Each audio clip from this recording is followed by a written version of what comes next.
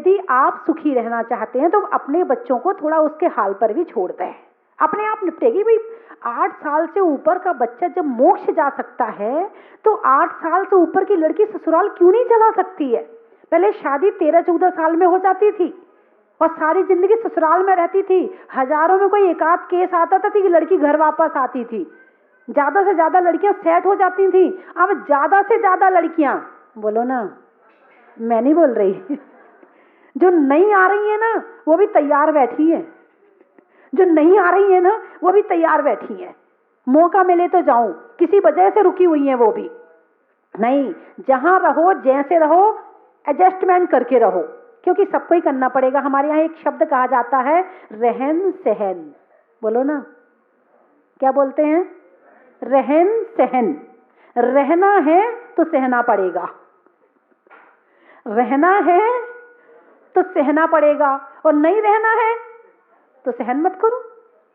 और रहना है चाहे किसी भी घर में हो, कहीं भी हो, कहीं भी चले जाओ, अमेरिका चले जाओ, लंदन चले जाओ, दिल्ली चले जाओ, कहीं चले जाओ, यदि रहना है तो सहन तो करना पड़ेगा। और सहन नहीं कर सकते हो तो फिर कुछ लोग तो आत्महत्या कर लेते हैं। आजकल के बच्चों को कुछ नहीं मिलता है, फांसी लगा के लटक जाते हैं, क्योंकि उनको आपने सहन करना नहीं सिखाया। बचपन से उन्हें सहन करना सिखाएं, थोड़ी डांटें। ये मत सोचो बेटा रोने लगा, रोने दो, थोड़ा डांटें, उसे सहन करने की आदत आएगी, और सहन करने की आदत आएगी उससे मजबूती आती है। मुझे ये बताइए, जितने लोग यहाँ बैठे हैं वो अपने मम्मी पापा से पिटे हैं कि नहीं पिटे हैं? अरे बोलो ना, मैं किसी से नहीं कहूंगी, पिटे हैं ना? अच्छा, अब आप अपने टीचर से पिटे कि नहीं पिटे? वहां भी पिटे हैं। और आजकल नहीं पिट रहे, ना माँ मार सकती, ना पिता मार सकता है, ना टीचर मार सकते हैं। और जब पिटते नहीं है तो सहन शक्ति कहां से आएगी? इस सहन शक्ति के लिए जरूरी है कि थोड़ा कसा जाए। मैं ये नहीं कह रही कि आप इतना पीटना कि बेचारा कुछ हो जाए उसे, ऐसा नहीं कह रही, लेकिन एक लेवल होता है, हर चीज का लेवल होता है। लेकिन आजकल के बच्चों को ज्यादा डांट भी नहीं सकते, बीमार हो जाते हैं, बेहोश हो जाते हैं, एक झापड़ मार दो बेहोश हो जाते हैं, बुखार आ जाता है, तुम खुद ही दोबारा कुछ नहीं कहोगे। हाँ, बच्चों में भी दम नहीं है, हाथ पैर में दम नहीं, और हम किसी से कम नहीं, यही स्थिति आ रही है। पहले शरीर में दम होती थी तो मन भी सहन कर लेता था, अब शरीर में दम नहीं है तो मानसिक सहन शक्ति भी कमजोर हो गई है। आजकल की लड़कियां यदि ज्यादा सहन कर लें तो डिप्रेशन में आ जाती हैं। पहले कोई डिप्रेशन में नहीं आता था, पहली बात तो टेंशन ही नहीं करती थी, और थोड़ी बहुत होती थी तो उससे डिप्रेशन नहीं होता था। आजकल तो वो बाई चांस कोई सहन कर भी ले उसे डिप्रेशन हो जाता है, ऐसा है कि नहीं है? तो सहन शक्ति होनी बहुत जरूरी है।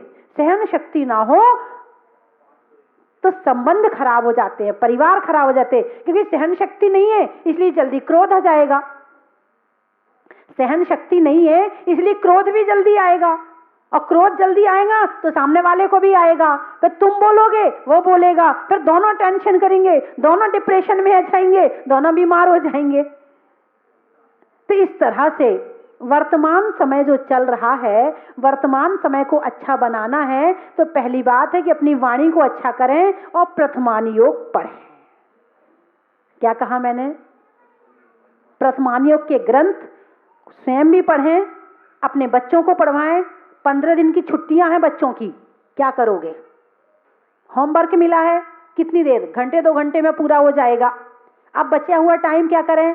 या तो अपने गांव में शिविर लगवा लो, जिनके अंदर उत्साह है, जागृति है, जो कुछ कर सकते हैं, कहीं से पंडित जी बुलाओ, कहीं से बहन जी बुलाओ, कहीं से ब्रह्मचारी जी बुलाओ और अपने यहाँ शिविर लगवा लो। जहां साधु संत हैं वहां पर जो पंच हैं, अध्यक्ष मंत्री हैं, वो जाएं साधु संत के पास, महाराज हमारे बच्चों की छुट्टियां आ गई हैं, महिलाएं भी फ्री हैं, एक शिविर लगा दें तो कुछ अच्छा संस्कार बच्चों को मिल जाएगा। ऐसा करके आप उनसे निवेदन करें। निश्चित है कि मैं गारंटी दे रही हूं, कोई भी साधु संत कभी मना नहीं करेगा शिविर लगाने के लिए। ये 14-15 दिन जो छुट्टी के मिले हैं, इसमें अपने बच्चों को धार्मिक संस्कार दें। इसके साथ में उन्हें माँ है, बच्चे 10 बजे तक सो रहे, उठ ही नहीं रहे। अरे छुट्टियां है ना, कोई बात नहीं, सो जाने दो, सो जाने दो। नहीं, उन्हें सुबह अपने साथ ले जाएं। चल बेटा पूजा करने के लिए चल। उसे अभी ज्यादा ज्ञान नहीं है, थाली में बताएं ये जल, ये चंदन, ये अक्षत, ये नैवेद्य, उसे सिखाएं सारा। उससे पूछे कि अब मैंने क्या बताया था, फिर उसे एक पेन गिफ्ट में दें, उसे पेंसिल गिफ्ट में। हाँ तूने नाम याद कर लिया, बहुत बढ़िया बेटा। धर्म स्नेही बंधुओं, हमारे जीवन में ज्ञान का सबसे ज्यादा महत्व है। जब ये ज्ञान किसी वस्तु की खोज करता है तो विज्ञान बन जाता है, विशेष ज्ञान बन जाता है। जब ये ज्ञान हमें ऊपर की तरफ ले जाता है तो ये विज्ञान बन जाता है। जब ये ज्ञान निंदा बुराई में लगता है तो अज्ञान बन जाता है। जब ये ज्ञान भगवान की भक्ति में, पूजा में, स्वाध्याय में, गुरुओं की सेवा में, दूसरों की अच्छाइयां देखने में लगता है तो ये सम्यक ज्ञान बन जाता है। हमने अपने ज्ञान को अभी तक अज्ञान तो बहुत बनाया है, सम्यक ज्ञान नहीं बनाया है। और सम्यक ज्ञान बनाने का मौका मनुष्य भव में सबसे ज्यादा है। जितने मौके यहां मिलते हैं उतने मौके कहीं भी नहीं मिलते हैं। और जब ये ज्ञान आत्मा को जानने लगता है तो सम्यक ज्ञान बन जाता है। तो सबसे पहले हम स्वयं को जाने। दूसरों को अभी तक बहुत जाना हमने, बहुत कोशिश करते हैं सबको जानने की, दूसरों के समाचार मिल जाएं, और विज्ञान इस अज्ञान को बढ़ाने में साधन बन रहा है। कैसे? दूसरों की जानकारियां कैसे मिले? मोबाइल आ गया हाथ में, बता वो कैसा है, बता वो कैसी है। जब कहीं लड़का लड़की देखने जाते हो तो पूछते हो ना, कैसे पूछते हो? मोबाइल लगाते नहीं लगाते हो?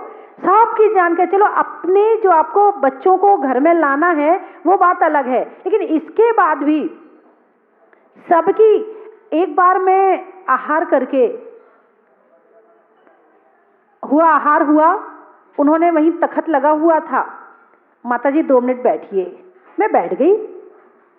जब मैं बैठ गई तो उसकी पड़ोसन थी, वो भी आई वहीं थी।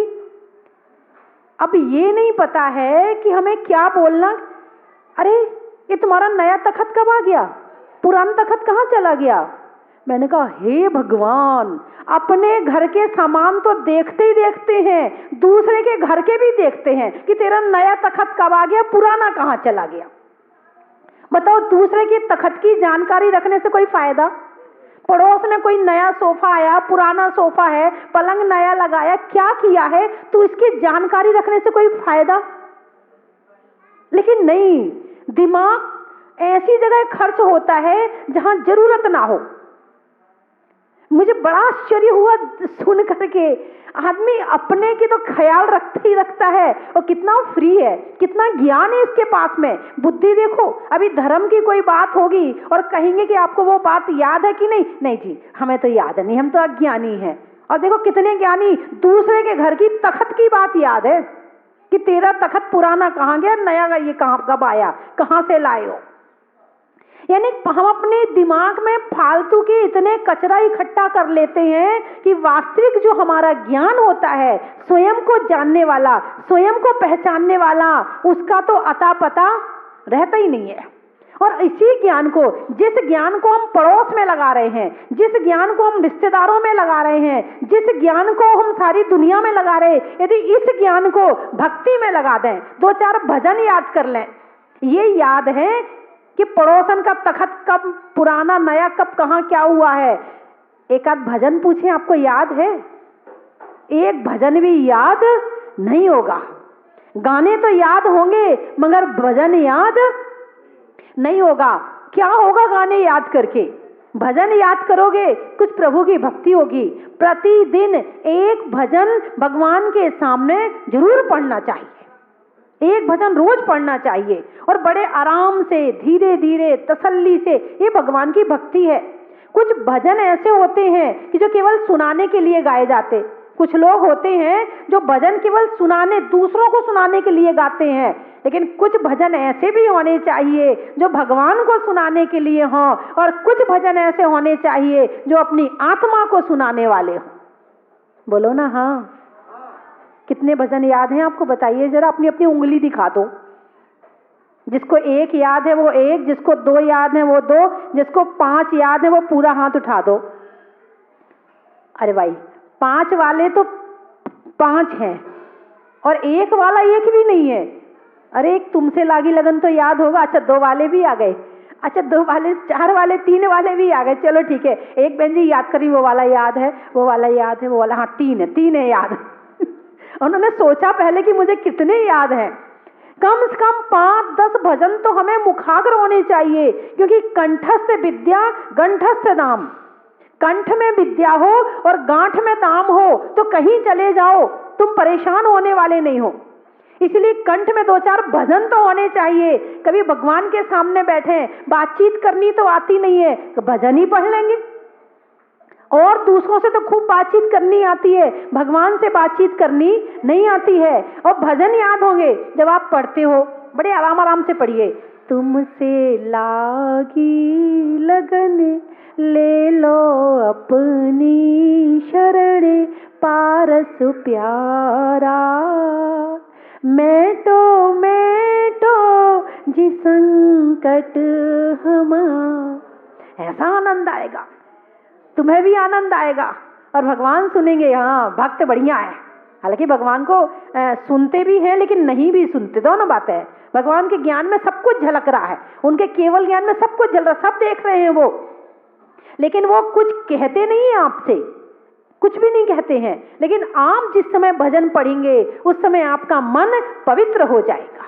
बहुत से लोग तो ऐसे होते हैं, यदि मान लो भजन बोलने में नाम लिखवाया है और भजन बोलने के लिए ना मिले, गुस्सा आ जाता है। ऐसा होता है कि नहीं? कई बार होता है कि भजन बोलने में नाम लिखवाया और भजन बोलने ना मिले तो गुस्सा आ जाता है। अरे दूसरों को सुनाने के लिए क्या सुनाना है इन्हें, ये सुनते ही नहीं है तुम्हारी। जब तुम भजन सुनाते हैं बातें करने लगते हैं, इधर उधर देखने लगते हैं, इन्हें शौक ही नहीं है सुनने का। ना भजन बोलना आता है ना भजन सुनना आता है। एक बार एक जगह भजन संध्या हुई, लोगों ने 1-2 भजन सुने और उठ के भागने लगे। मैंने कहा हे भगवान, इन्हें गाना तो आता नहीं है और सुनना भी नहीं आता, ना गाने की कला है ना सुनने की कला है, कल्याण कैसे होगा? कम से कम भजन गाना नहीं आता है, ध्यान से सुनना तो आए। सामने कोई भजन बोल रहा है, बातें मत करो, मन मत भटकाओ, उसका भजन बड़े ध्यान से सुनो। ध्यान किसे कहते हैं? यही ध्यान है। आपने भजन में बोलने में ध्यान लगा लिया, ये भी ध्यान है। सुनने में ध्यान लगा लिया, ये भी ध्यान है। इसीलिए एक लाइनें कही है, बिन भजन के जगत में तू प्राणी, मोक्ष जाने के काबिल नहीं है। बिन भजन के जगत में तू प्राणी, मोक्ष जाने के काबिल नहीं है। क्या क्या वायदे किए थे प्रभु से, भूल कर भी नाम लिया है। क्या क्या वायदे किए थे प्रभु से, भूल कर भी नाम लिया है। भूल बैठे हो माया में प्रभु को, भूल बैठे हो माया में प्रभु को, जो भुलाने के काबिल नहीं है। बिन भजन के जगत में तू प्राणी, बोलिए मोक्ष जाने के क्या इसी मोह को लेकर तू जाएगा, क्या इसी मुँह को लेकर तू जाएगा, जो दिखाने के काबिल नहीं है। बिन भजन के जगत में तू प्राणी नहीं। संसारियों का मुंह ढक के ले जाया जाता है। पता है क्यों? क्योंकि इसने अपने जीवन में भजन नहीं किए हैं, और जिनने भजन किए हैं उनका मुंह उघाड़ के ले जाया जाता। देखो इनका, जब समाधि होती है तो देखो इनका मुख, इनके जैसे भजन करना, ताकि सब संसार तुम्हारे मुख को देख सके, तुम्हारे चेहरे को देख सके कि ऐसा मुझे भी बनना है। और संसारी जब जाता है इस दुनिया से तो उसको मुख को ढांक देते, ढांकते नहीं ढांकते हैं। और कोई आता है उघाड़ने के लिए, उघाड़ने नहीं देते, अरे नहीं देखना, बंद कर दो। बताओ क्यों ढांक रहे हैं? अरे बोलो ना, क्यों ढांक रहे हो? क्योंकि अच्छे काम, आपकी बात नहीं कर रही, आप लोग सुन रहे हैं ना, आपकी बात नहीं है, किसी और की बात है। तो भजन और भोजन, इस दुनिया में दो चीज सबसे ज्यादा जरूरी है। कितनी? भजन और भोजन। भजन तो आपका पूरा, भोजन तो पूरा याद रहता है आपको। सुबह चाय पीना है, फिर नाश्ता करना है, फिर भोजन करना है, फिर फल फ्रूट खाना है, फिर जूस पीना है, फिर शाम को खाना खाना है, फिर रात को दूध पीना है, थोड़ा सा फरारी भी खाना है, सोते सोते दूध जरूर चाहिए, कमजोरी आ रही है, इतना खाने के बाद भी। जो भजन नहीं करता है उसे भोजन में भी कमजोरी आती है, और जो भजन करता है उसे भोजन की ज्यादा जरूरत नहीं पड़ती। आप देख लेना कि जो लोग भगवान के भक्ति नहीं करते या ज्यादा काम नहीं करते, माइंडेड नहीं होते हैं, वो लोग खूब खाते हैं। और जिनको दिमाग का काम ज्यादा होता है उन्हें भोजन की ज्यादा जरूरत नहीं पड़ती है। शरीर से काम लेना ही लेना है, इसके साथ साथ दिमाग से भी काम लो। और दिमाग से क्या काम लेना है? प्रभु के भजन करना है, प्रभु की भक्ति करना है, प्रभु का ध्यान करना है। घर में एक भोजनशाला होती है, बोलो ना, दो होनी चाहिए, एक भजनशाला, एक भोजनशाला। आप मकान बनवाओ तो इस बात का जरूर ध्यान रखना कि एक भोजनशाला और एक भजनशाला। हमारे पास दो पेट हैं, एक मन और एक शरीर का पेट। हम शरीर का पेट तो भर देते हैं मगर मन का पेट नहीं भरते हैं। हम शरीर का पेट भरते हैं इसलिए शरीर ठीक रहता है, मन का पेट नहीं भरते हैं इसलिए मन अस्वस्थ हो जाता है।